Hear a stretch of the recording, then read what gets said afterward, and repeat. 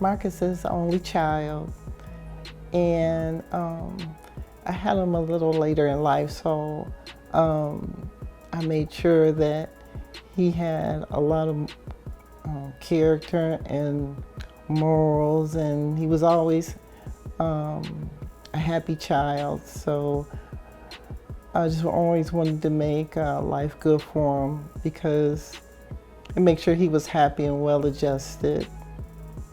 So I always went the extra mile just to make sure he was in a good place.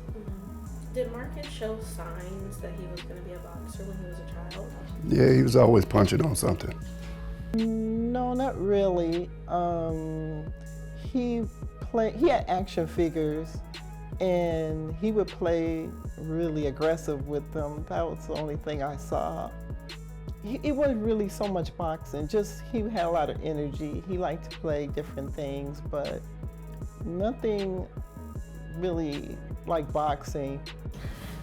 Can you describe what Marcus was like as a child? A pain in the... He was a big baby, and I loved him to death. He was the type of kid that I tried to get all the things he liked in his room.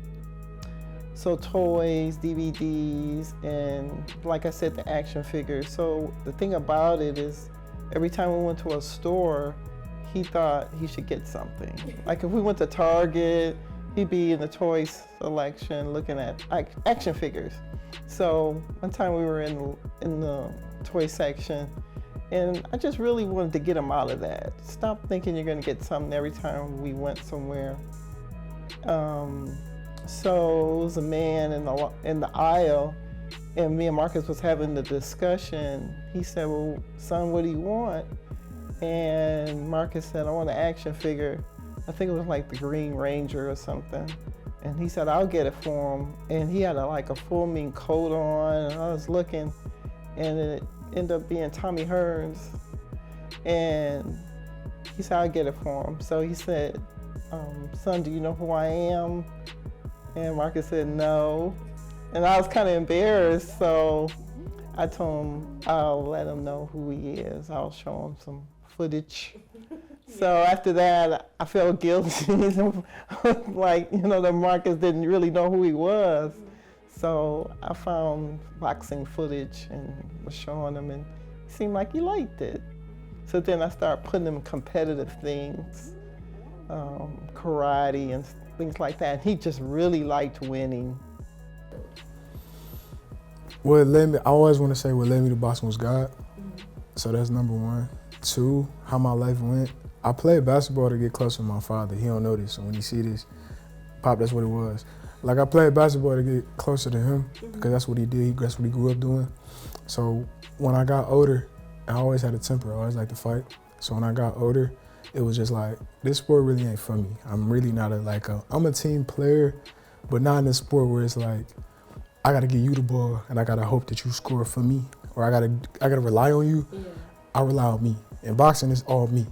And so like, when all the chips fall down, I lose a fight, I win a fight, I'm the one who stepped in the ring.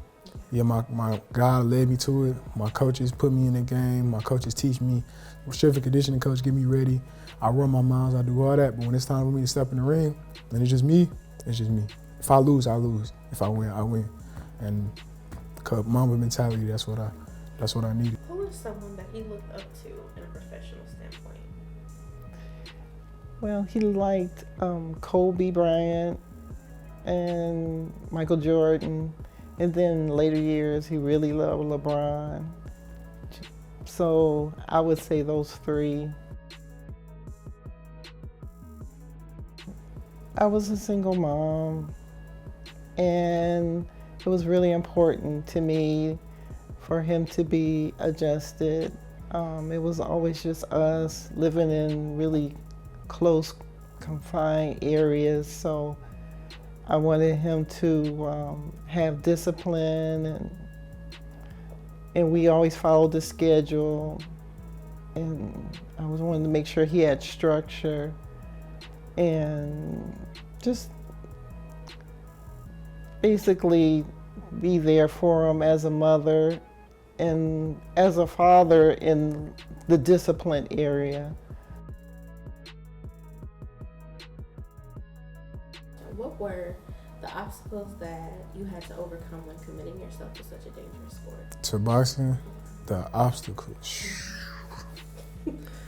First of all, I always was disciplined. My mama tells you, like, I'm always disciplined, but women, like, the spare time you have when you go any other sport, in basketball, football, any other sport, and then you go to boxing, it's completely different.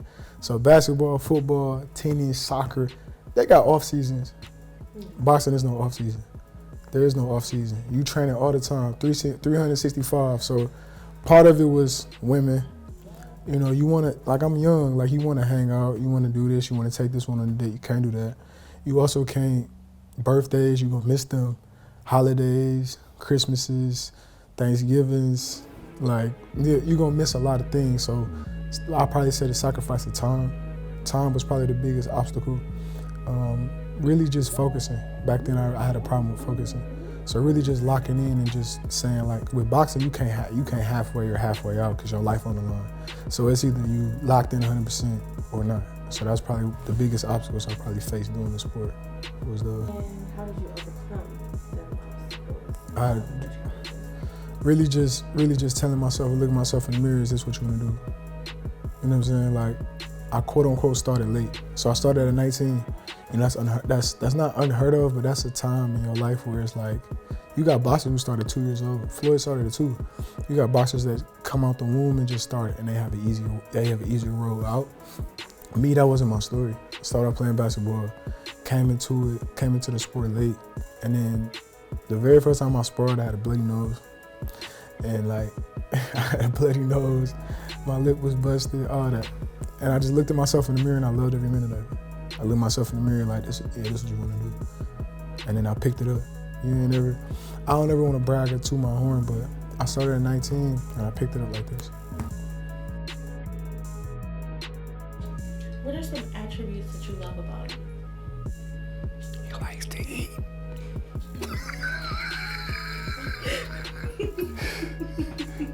That's my big baby. He likes to eat.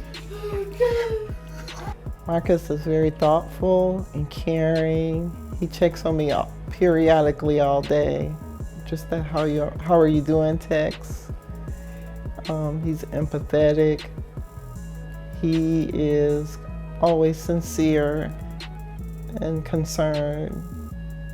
And I can tell that he wants a life where I can retire. He talks about that a lot. I can retire from my job and just do things I want to do because all he's ever seen me is working, no matter what. So I know that he wants to go farther in his career so that Mama can retire.